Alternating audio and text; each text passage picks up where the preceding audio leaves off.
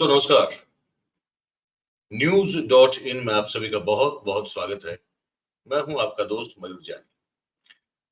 दोस्तों आप मुझे 4 पीएम पर और 4 पीएम गुजरात पर तो आप मुझे देखते हैं, सुनते हैं और बहुत प्यार मिलता है आप सब लोगों से और हमारे लिए बहुत ही सुखद बात है, बहुत ही आनंद की, खुशी की बात है कि आपका इतना प्यार मिल रहा है हमको 4 पीएम पर। अब ये जो न्यूज डॉट इन आप देख रहे हैं, ये भी जो है हमने यहाँ गुजरात से शुरू किया हुआ है और बहुत यंग हमारी टीम है और इनके साथ मिलके हमने जो है ये एक छोटी-सी कोशिश हमने भी की है कि कुछ ऐसे-ऐसे मुद्दों पर हम आपको कंटेंट प्रोवाइड करें जो कि आम तौर पर छूट रहा है। सोशियो पॉलिटिकल, जियो पॉलिटिकल बातें तो सब होती रहती है, लेकिन साथ-साथ में और भी बहुत सारे ऐसे विषय हैं, ऐसे सब्जेक्ट हैं, जिन पर बात कम होती है और विशेष रूप से हमारा जो युवा वर्ग है, उनको छूने वाली, उनकी उनके साथ जुड़ी हुई बहुत सारी बातें हैं जो वो नहीं हो पाती है, आमतौर पर माध्यमों के द्वारा। तो हम ये जो न्यूज़ डॉट इन जो हमने अभी शुरू किया है, उसमें हम उन उन सब मुद्दों को अ, धीरे-धीरे एक के बाद एक सम्मिलित करने की, उनको कवर करने की कोशिश करने वाले हैं।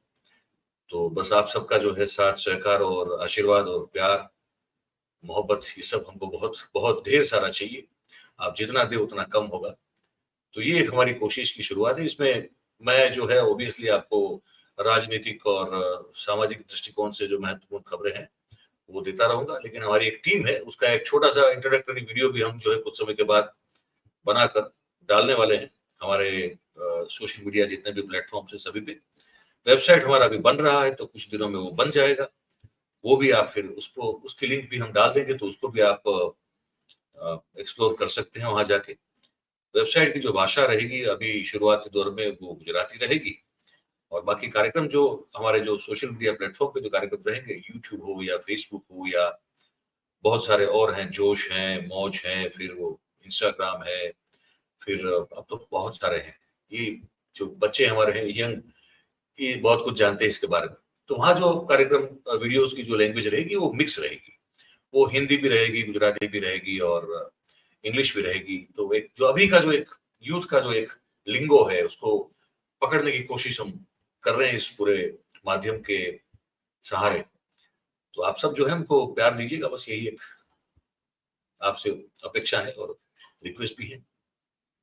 तो ये जो वीडियो मैं बताने जा रहा हूँ, वो वीडियो आप इसको ध्यान से सुनिएगा। ये हम जो बात करने जा रहे हैं प्रधानमंत्री जी का साउथ अफ्रीका का दौरा और उसके बाद फिर ग्रीस का दौरा।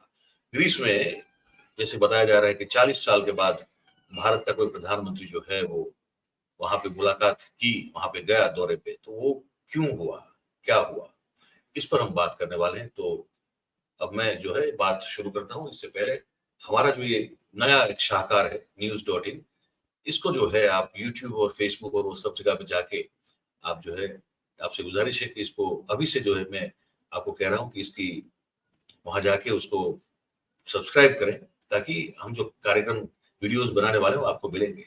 और वीडियो को आप अभी से लाइक कर दें, इसकी लिंक को अगर शेयर कर दें, तो जितनी जल्दी हम जो है आप सबके सहकार से आगे बढ़ सकते हैं, वो बढ़ पाएँगे। अच्छा, अब इस खबर में जो हम बात करने वाले हैं वो आपको बता दूँ।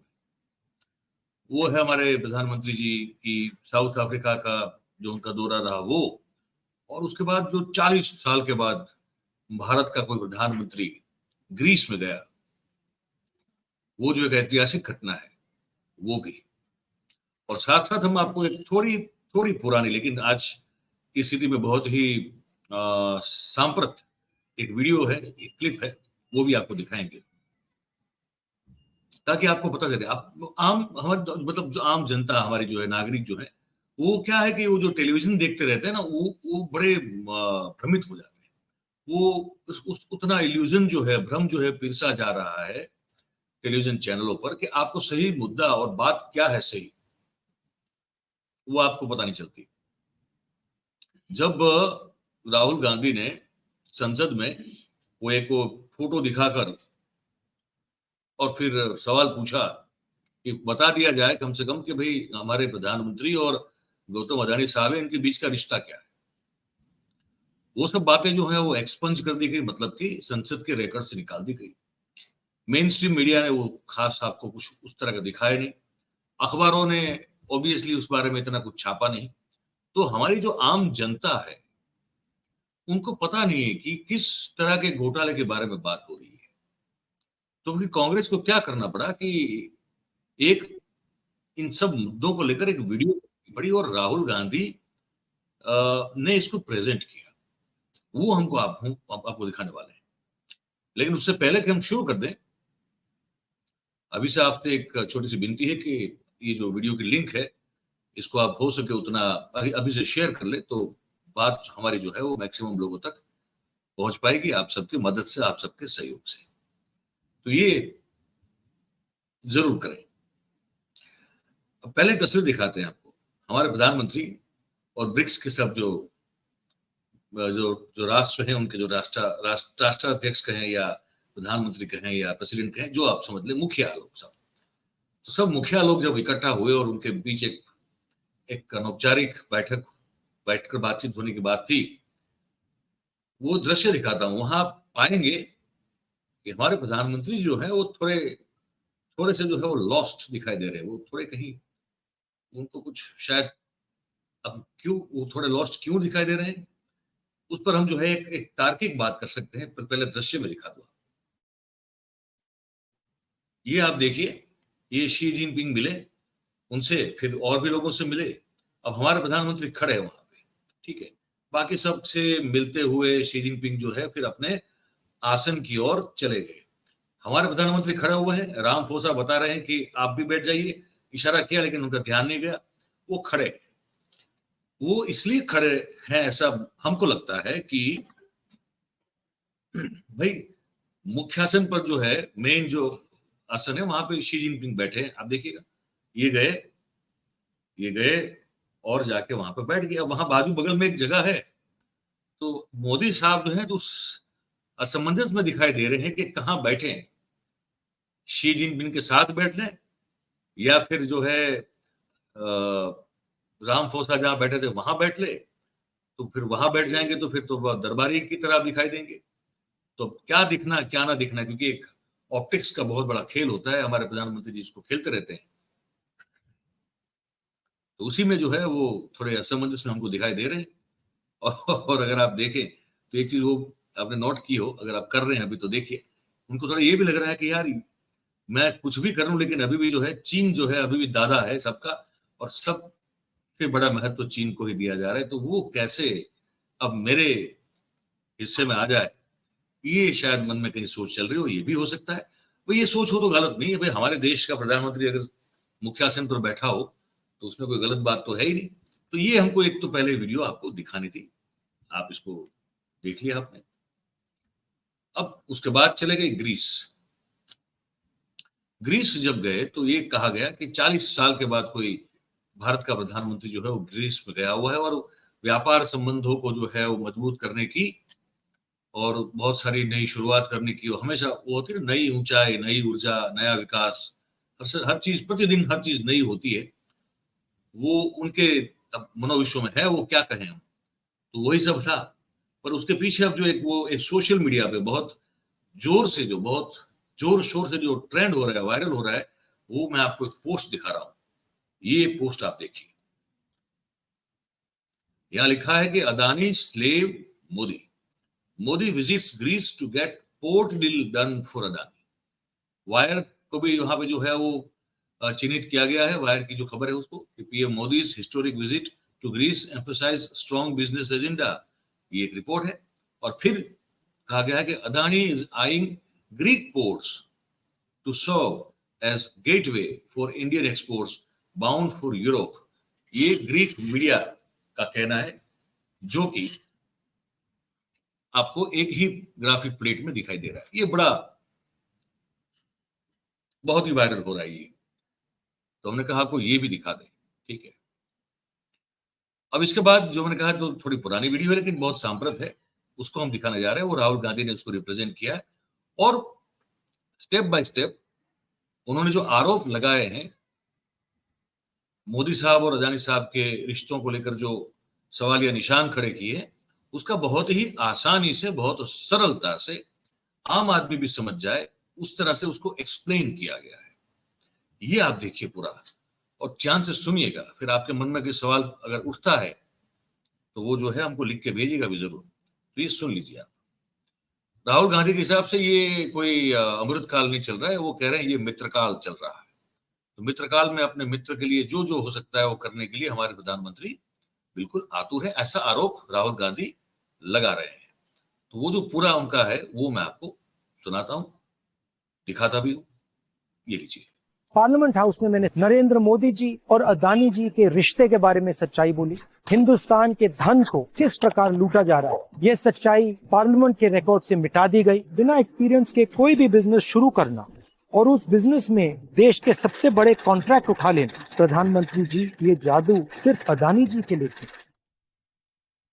नवंबर 2018 को प्रधानमंत्री नरेंद्र मोदी की अध्यक्षता में केंद्रीय मंत्रिमंडल की एक बैठक ने पब्लिक प्राइवेट पार्टनरशिप के तहत 6 हवाई अड्डों को प्राइवेटाइज करने के प्रस्ताव को इन प्रिंसिपल अप्रूवल दे दिया।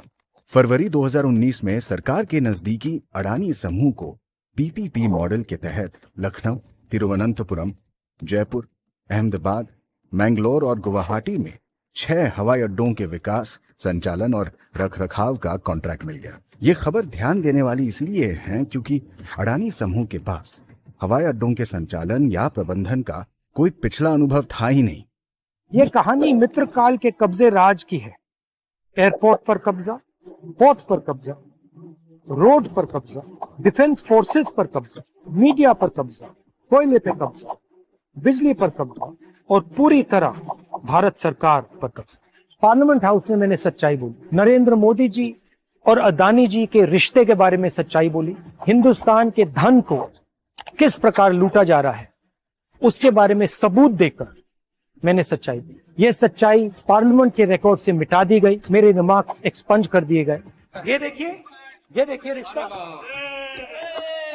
माननीय सदस्य प्लीज पोस्टर नहीं, वो फोटो है सर, वो पोस्टर नहीं। इसके बारे में मीडिया में कुछ नहीं आया, मीडिया ने कुछ नहीं बोला और जो सवाल मैंने प्रधानमंत्री जी से पूछे, सबूत देकर पूछे, उनका जवाब नरेंद्र मोदी जी ने नहीं दिया। एयरपोर्ट उद्योग इस देश का सनराइज इंडस्ट्री है।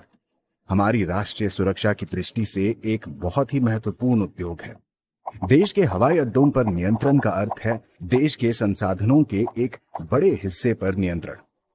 ये है एयरपोर्ट्स का अदानी द्वारा असली कब्जा।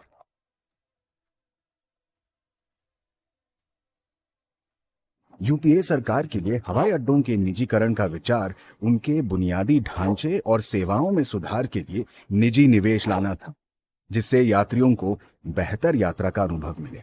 मैं बिजनेस के खिलाफ नहीं हूं, मैं प्रो बिजनेस हूं, मगर मैं मोनोपोली के खिलाफ हूं और मैं जादू के खिलाफ हूं। कौन सा जादू? 609 से 2 का जादू, 4 से 14 का जादू, 0 से 6 का जादू। वो कहते हैं ना, हर किसी को मुकम्मल जहां नहीं मिलता, ये प्रधानमंत्री के फेवरेट मित्र पर लागू नहीं होता। उन्हें जमीन, समुद्र, आसमां सब कुछ है मिलता। एक व्यक्ति जिसने एयरपोर्ट कभी नहीं चलाया, जो एयरपोर्ट बिजनेस को समझता ही नहीं है, उसको हिंदुस्तान के सबसे प्रॉफिटेबल एयरपोर्ट पकड़ा दिए गए।